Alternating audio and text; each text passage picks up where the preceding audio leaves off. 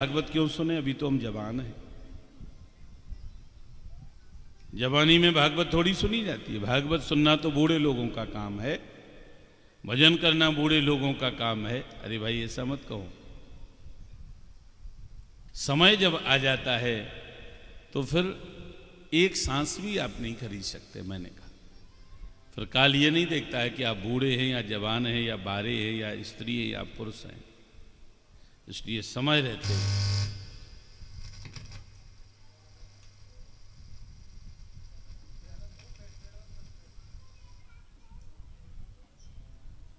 बोलो वृंदावन बिहारी लाल की श्री राधे। समय रहते भगवान का भजन कर लेना चाहिए। ये भागवत की कथा सबसे पहले किसने सुनी और किसने सुनाई? भागवत की कथा को सबसे पहले सनत कुमारों ने नारद जी को सुनाई।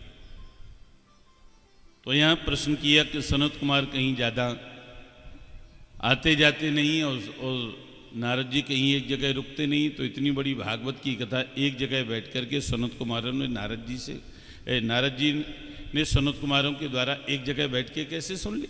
तो कहा सुनो। एक दातु विशालायाम चत्वारिर्षयो मला सत्संगार्थम समायातो दद्रसुस्तत्र ये नारदम। एकदा तु विशालायाम चत्वारिर्षयो मला। एक समय की बात चारों भाई सत्संग के लिए विशाला नगरी को गए हैं। विशाला नगरी किसे कहते हैं जानते हो? विशाला नगरी कहते हैं बद्रीनाथ धाम को। वहां उन्होंने सनत कुमारों का दर्शन किया। बोलो वृंदावन बिहारी लाल की। चारों भाइयों ने नारद जी को देखा। तो नारद जी को देख करके सनत कुमार कहते हैं कथम ब्रह्मंदीन मुका कुतश्चिंता तुरो भवान त्वरितम गम्यते कुत्र कुतस्यागमनम तव। नारद तुम्हारा उदास मुख क्यों है?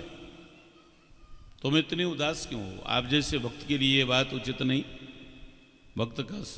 भक्त का चेहरा तो सदैव प्रसन्न रहता है। आप तो भगवान के सबसे प्रिय भक्त हैं, आपका चेहरा उदास क्यों?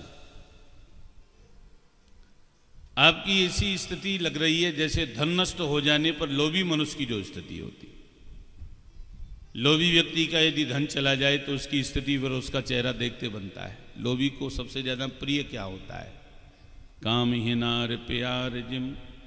बाबा जी लिखते हैं कामी व्यक्ति को स्त्री प्रिय होती है, लोभे हैं प्रिय जिम दाम। लोभी व्यक्ति को दाम यानी धन प्रिय होता है। तो इसलिए हमारे धर्म शास्त्र कहते हैं अत्यंत कृपणस्य। अत्यंत कृपण व्यक्ति का नाम नहीं लेना चाहिए। बताइए, कृपण व्यक्ति का नाम नहीं लेना चाहिए। शास्त्र कहता है गुरु का नाम नहीं लेना चाहिए, बड़े पुत्र का नाम नहीं लेना चाहिए। इसलिए लोग क्या करते हैं कि बड़ा पुत्र जो होता है उसका जो नाम होता है उसका कोई निकनेम रख लेते हैं, उसको बुला करके बुलाते हैं, उस नाम को लेकर के बुलाते हैं। पत्नी को पति का नाम नहीं लेना चाहिए।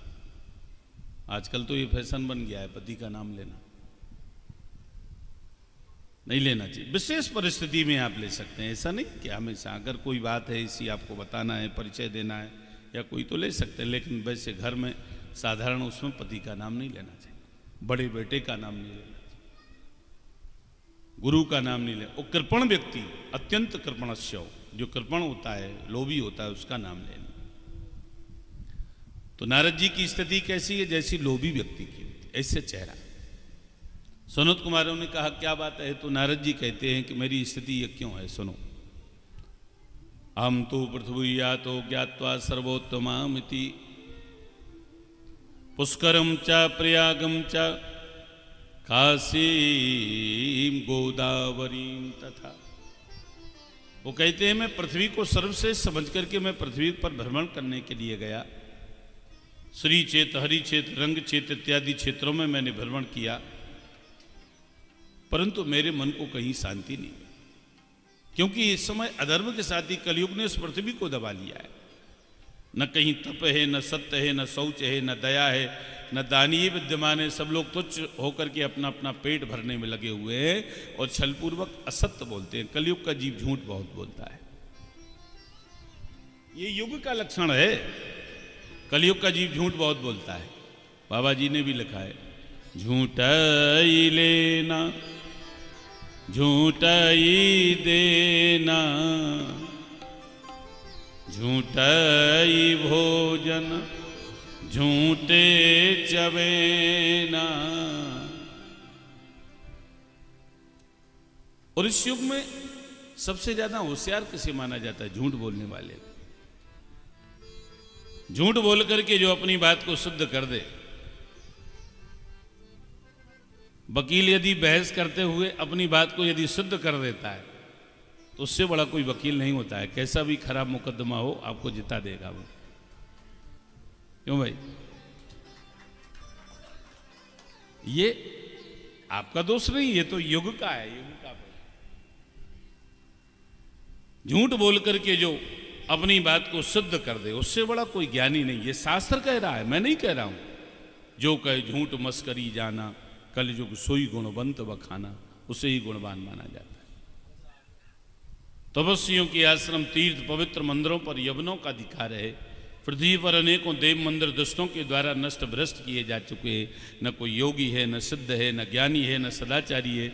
इस कलयुग रूपी दावानल में समस्त साधन जल करके भस्म हो गए।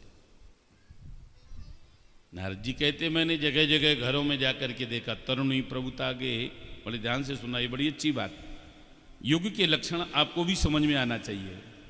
घरों में क्या है? तरुणी प्रभुता गे श्याल को बुद्धिदायक। तरुणी प्रभुता गे का मतलब होता है घरों में स्त्रियों का स्वामित्व है, स्त्रियों की चलती है। घरों में होना चाहिए। मैं इसका विरोध नहीं करता हूं कि स्त्रियों की चलती ना हो, घर में होना चाहिए। स्त्रियों का स्वामित्व तो होना चाहिए। वो तो युग का भागवत कह रही है, तरुणी प्रभुता के है। लेकिन कहीं कहीं अति हो जाती है, इतनी अति हो जाती है। अगर किसी व्यक्ति से आप कुछ बात कहें और यदि वो व्यक्ति ये कहे कि थोड़ा सा मुझे समय दो, हम सोच के बताएंगे। यदि वो ये कहता है कि हम सोच के बताएंगे, तो वो सोच के नहीं बताएगा, अपनी घरवाली से पूछ के बताएगा। अगर वो ये कहता है कि हम सोच के बताएंगे, हम समय दो, तो सोच के नहीं, पूछ के बताएगा।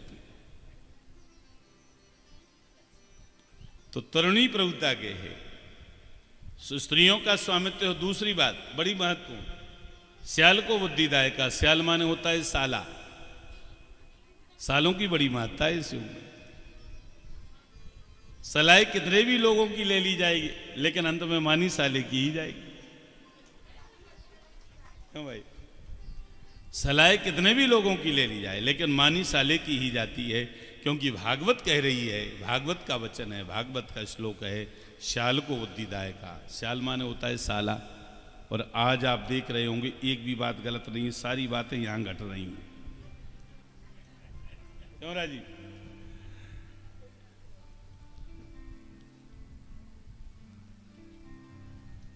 नारद जी कहते हैं मैंने जगह जगह जाकर के देखा, मुझे कोई व्यक्ति सुखी दिखाई नहीं दी।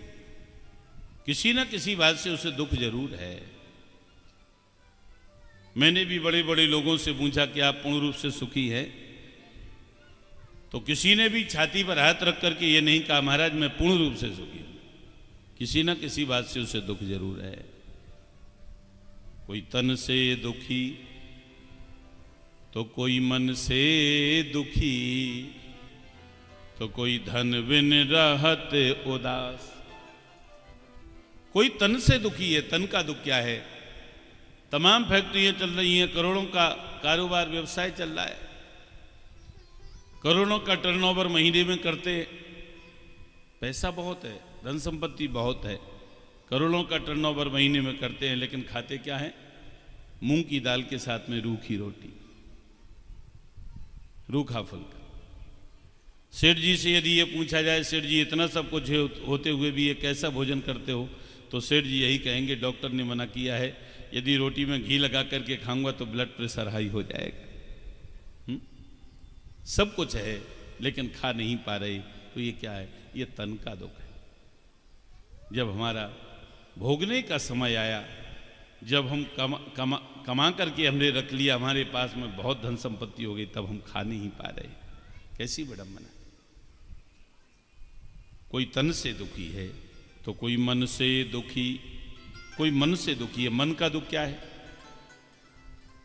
बाबा जी सोचते हैं कि हम अपने पोते का अच्छे कुल खानदान में विवाह करेंगे, अच्छे कुल खानदान की बहू हमारे घर में आएगी, हमारी सेवा करेगी, समय से हमें भोजन देगी। बाबा जी ये सोचते ही रह जाते हैं, उनका पोता उनकी मर्जी के विरुद्ध किसी दूसरी जाति की लड़की के साथ में इंटर कास्ट मैरिज कर लेता है। बाबा जी ने जो सोचा वो पूरा नहीं हो पाया, तो ये क्या है? ये मन का दुख है। इसे मन का दुख कहते हैं। अरे हम ऐसा करेंगे, ऐसा करें, नहीं हो पाया पूरा। कोई मन से दुखी तो कोई धन बिन राहत उदास, कोई धन के बिना दुखी। लोग कितनी मेहनत मजदूरी करते हैं, दिन दिन भर सड़कों पर काम करते हैं, बड़ी बड़ी मल्टी स्टोर बिल्डिंगें बनाते हैं, मिलता क्या है? 400-500 रुपये हो गए शायद अब तो। शाम को मिलते हैं, उसी को ले जा करके बाजार में राशन पानी खरीदते हैं और अपने परिवार की उधर पूर्ति करते हैं। कोई धन बिन रहा तो उदास, थोड़े थोड़े सब दुखी। हर व्यक्ति दुखी है इस युग में, किसी न किसी बात से। सुखी है तो कौन? सुखी राम के दास। जो भगवान की भक्ति करता हो, जिसके मन में शांति हो, बस वही जीव सुखी। इस प्रकार से कलयुग के दोषों को देखते हुए, पर्यटन करते हुए, नारद जी कहते मैं उस पवित्र यमुना तट पर पहुंचा जहां भगवान कृष्ण ने क्रीड़ा की। मैंने वहां देखा एक जवान स्त्री बैठी है, उसके सामने 2 बुढ़े अचेत अवस्था में पड़े हैं। उस जवान युवती के ऊपर 100 स्त्रियां पंखा हिला के हवा कर रही हैं। मैंने सोचा ये कौन स्त्री है? नारद जी कहते हैं जब मैं वहां के उसके पास से होके गुजरने लगा, तो वो स्त्री मुझे देख के कहती है, भोवो साधु क्षण तुष्टो मत चिंताम अपनी नाशयो। ये साधु क्षण भर ठहर जाइए, आप मेरी पीड़ा को दूर कर सकते। संसार में आपका दर्शन बड़ा दुर्लभ होता है। तो नारद जी कहते मैंने उस जवान युवती से पूछा, देवी तुम कौन हो? तुम्हारे सामने ये बुढ़े पड़े 2, ये कौन है? तुम्हारे ऊपर पंखा हिला के हवा करनी स्त्रियां कौन है? तो वो जवान युवती कहती, आम भक्तृति ख्याता, मेरा नाम भक्ति है। ये मऊचा तनियो मतो, ये मेरे पुत्र हैं। नाम क्या है? ज्ञान वैराग्य नामानो। एक का नाम ज्ञान है, एक का वैराग्य है। काल योगे न जर जरऊ, ये बूढ़े हो गए। माँ का वृद्धता युक्त होना समुचित है। माँ बूढ़ी होती है, पुत्र जवान होता है। यही तो प्रकृति का नियम है कि पुत्र जवान हो, माँ बूढ़ी हो। लेकिन यहाँ उल्टा है, यहाँ माँ जवान है, वो पुत्र बूढ़े हैं। किस माँ को अच्छा लगेगा कि मेरे सामने मेरा पुत्र बूढ़ा हो जाए और मैं जवान बनी रहूं? माँ दुखी है, भक्ति दुखी है। मैं जवान हो गई हूं, हमारे पुत्र बूढ़े हैं। मैं किस कारण से यौवन युक्त हो गई? मेरी कथा आप सुनेंगे, भक्ति कहती है तो आपको अच्छा लगेगा। मैं द्रविड़ देश में उत्पन्न हुई, कर्नाटक में, महाराष्ट्र में मैं बड़ी हुई, गुजरात में आकर के मैं बूढ़ी हो गई। वहाँ कलिकाल के संबंधों से होने वाले पाखंडों ने मेरे अंगों को खंडित कर दिया। मैं बहुत समय से पुत्रों के समेत दुर्बल हो रही, पर जैसे ही वृंदावन आई तो वृंदावनम पुनः प्राप्यो नवीन स्वरूपणी। इस वृंदावन में आकर के मैं जवान हो गई। धन्य है वो वृंदावन जहाँ साक्षात भक्ति महारानी नृत्य करती है। धन्यम वृंदावनम तेन भक्ति नित्यति यत्र, जहाँ मयूर के नृत्य के कंपन से, साधु संतों की वाणी से, यमुना की कलकल करती हुई धारा से निरंतर श्री राधा का नाम सुनाई देता। इसलिए तो मीरा जी ने भी कह दिया क्या,